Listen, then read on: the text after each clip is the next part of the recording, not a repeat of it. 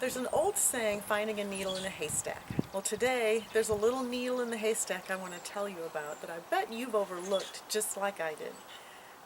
In the Bible, we're told that there are 10 commandments, and the first 6 are about loving God, and the second 4 are about loving your neighbor. Well, Jesus was asked in Matthew 22, verses 37 through 44, it tells us that he was asked, what is the greatest commandment? And he said, to love God and to love your neighbor as yourself. Did you see the little needle? It's that part about loving yourself. I think most of us have really missed this. And so I want to talk about it a little bit. There's a great book by Jerry and Denise Basil called The Missing Commandment, Love Yourself. This has been an awesome tool that I've used not only personally for myself, but also in ministry for others. And it's all about learning how to love yourself well. But the question has to be asked, would that make you selfish or self-centered? Well, I don't think so. Because see, I think if you can love God and you can love your neighbor out of health, out of wholeness, out of loving yourself, you're going to love better. But we are all walking wounded because we all live in a fallen world that is full of sin, and we all have our hurts, we have our wounds, we have our struggles. And so if we continue to try to love others and to love God without loving ourselves enough to dive into those struggles, to meet them head on, to go and get the help that we need, then we can't really love well. We're loving from a deficit.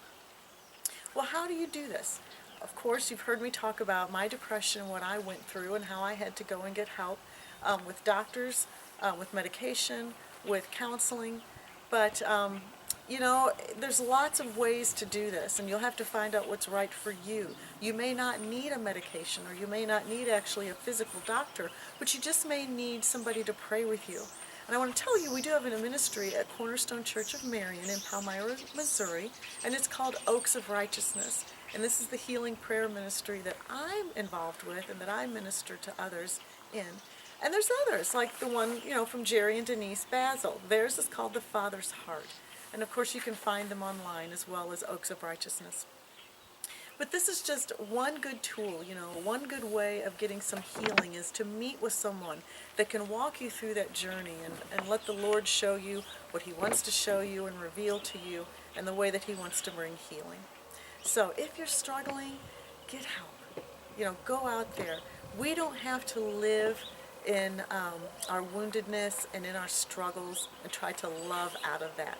We need to love ourselves enough to get to be healthy so that we can love God and love others in a healthy way.